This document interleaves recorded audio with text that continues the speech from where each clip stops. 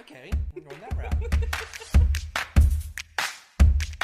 Today we wanted to talk to you about something that I think is really important during this time of the year. It's January, which means, what do you think? New Year's resolutions. And every year we set them, and a lot of years we struggle. And sometimes, I know I do, downright fail. And it's hard. So we wanted to actually talk to you as the youngest CHPCs in the world, which if you don't know, that means Certified High Performance Coach. We wanted to talk to you and tell you a bit about our 2018 and some of the things that we failed at and some of the things that we did really, really well, and even some of the ways we learned and our plan of action for 2019. So in this video, I'm going to be interviewing Levi, and we're just going to learn about what happened for 2018 for him and what's coming up in 2019. And I'm super excited. I can't wait to hear this. So, to start off with the most cheery question possible, what did you fail at in 2018?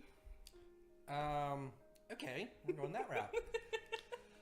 2018. So I had my vision board with all my goals written on it, and this year I did, in a way, knock off all the goals in some way, shape, or form. But the one that I would say I failed at was it was physical fitness. So on my vision board there's a guy with a super ripped six-pack, and I want a six-pack. I've wanted one for a long time. The washboard abs. Yeah, washboard, like just you see those like plump, just boom. Even an 8-pack, maybe if I have the genetics for it. But here's the deal: is so for those of you who don't know, a couple years ago when I was going through college, I was over 300 pounds. I was a big dude, and I went through a big weight loss journey. And ever since then, I've wanted to get six-pack abs because I think that would be a really great step towards, I was here, and this is my point now. And turns out six-pack abs are very hard to get. No kidding. Yeah, it's very difficult to get down to that like 8-9% body fat, because I'd get down to the healthy range of 13 to 15, and I got there and I was like, oh, there's no six-pack yet. What's going on? And the diet and exercise routine that you need to have in order to get there is really, really intense. And I was doing a lot of the right stuff, but not for a long enough period of time. And then about halfway through doing all that, doing tons of cardio and stuff like that, I discovered I really liked lifting heavy things. So I started doing powerlifting, which requires a lot more calories than a six-pack does. So I started lifting really, really heavy and doing some fun stuff in the gym, and I needed to intake more calories in order to not be exhausted and grumpy all the time, which I'm now very strong, don't have the six-pack. So eventually, once I get bored of lifting heavy things, I'll go back and work on getting that six-pack again. But for now, I accomplished the goal of physical fitness, but I failed to get that six-pack. What was another goal that you did accomplish, but differently than you had originally planned? That would probably be my music. So one of the things is when I graduated college, I wanted to get back into music because I put down all of my instruments and everything in order to attend college full-time and work full-time. Just the time required to do that was so intense. So I put down everything I did musically, and I wanted to pick it back up. So the thing I put on my 2018 vision board was the cello. I wanted to get back in and play cello. And unfortunately for me, I discovered this when I started doing it, is the process of getting out the music stand, finding the sheet music, rosining my bow, pulling out the peg stand. Like everything involved with setting up my cello every single time I wanted to play ended up being really inconvenient. And it's only a few minutes here and there, but I wanted to make sure I was picking up an instrument every day and playing to get some practice. And it was way easier for me to do that with my guitar because it's right next to my desk. Just grab it, play it. While I was working at Quicken Loans, they had a guitar there that I'd play at work.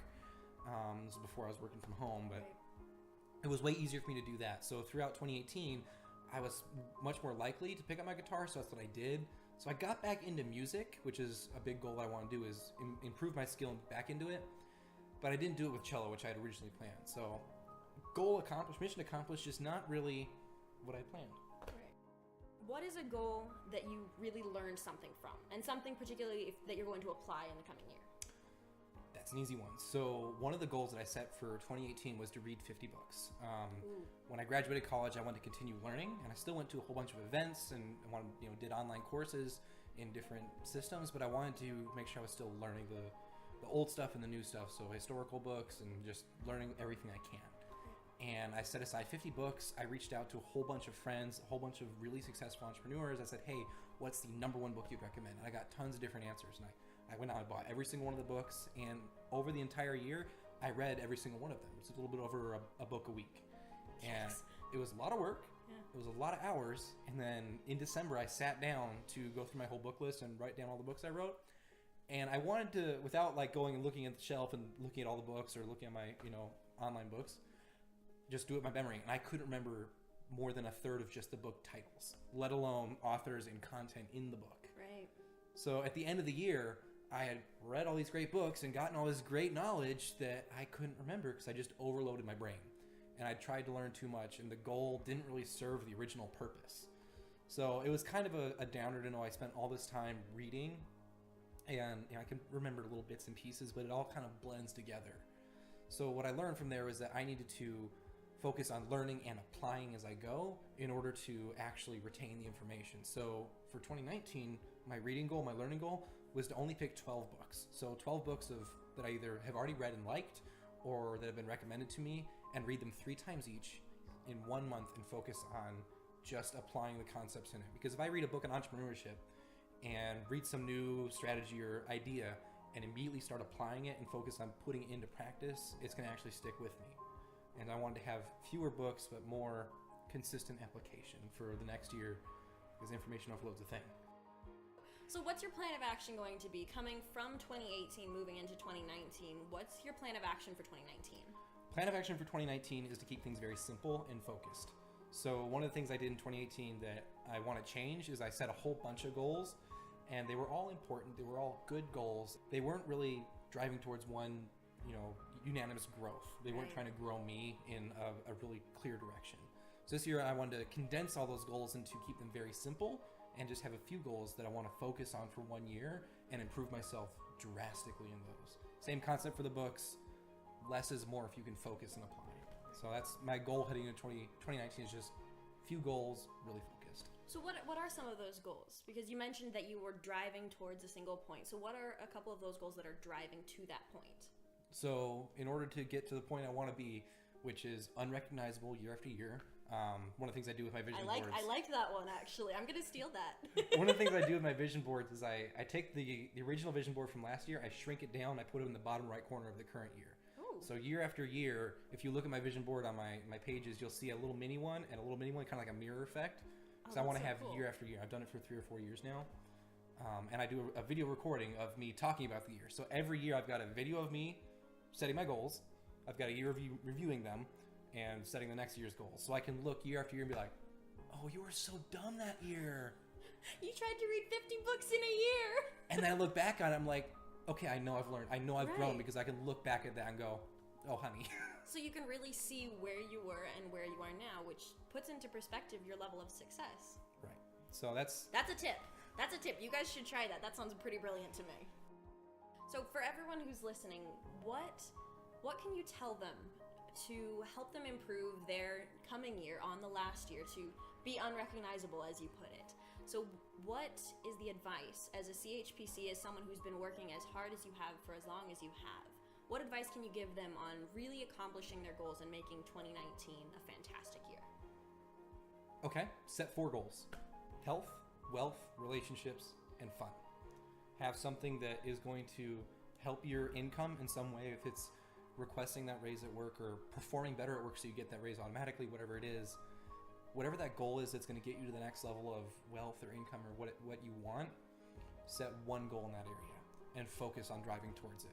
Same with relationships and health and happiness. Just have something that's going to bring that happiness to you. If it's maybe this year you need to take that one vacation.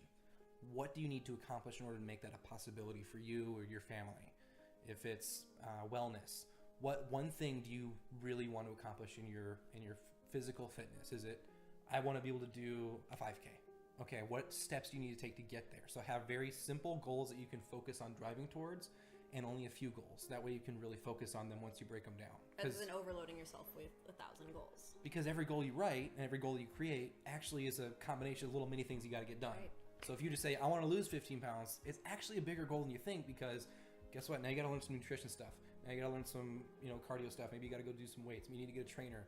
And there's like all these little steps along the way that are basically mini goals. Right, which each require accomplishing to get to that end goal. Exactly. So if you keep the big goals very simple and very few, you can break them down easier and get all those things done without, derailing yourself. The other part of this is when it comes to creating your goals and creating your few goals, number one thing to do is to remember why you created it in the first place. So if you're setting a new goal for this year in wellness and you want to become more physically fit or get back into shape or do a certain athletic event or something, whatever it is for you, have a very clear reason why you want to do it and remind yourself of it constantly. Write it down somewhere, have it in your phone, have it on a post-it note, whatever you got to do to remind yourself of why you set that goal originally. Because there are going to be days that you do not want to work towards your goal at all.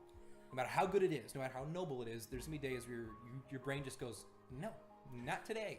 Oh, yeah.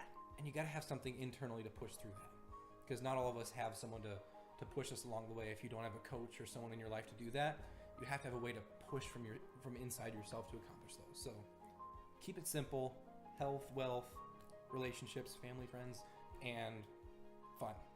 Have goals in those 4 areas. Know why you set them. And I actually wrote a whole article on how to do all this, but those are the main 2 things. You can check out the article. It's a 7-step process. just a little plug there. You know what? I want people to succeed. It is a fantastic article, so you absolutely should read it. But honestly, I think that is the most fantastic advice because that's a holistic approach. Because a lot of the time you set like a goal in one area, but you forget to include your happiness. You set a work-related goal, but you don't say, but what's going to make me happy? What's going to improve my relationships? So yeah, taking that advice, I think that'll give you an absolutely fantastic 2019. So that's what we wanted to share with you guys today. We just wanted to give you a really good look, allow you to get to know Levi a bit better, and to give you a good look at just some of what it takes to succeed and some of what he took away from 2018 to apply and make 2019 so much better. I hope this helped you guys.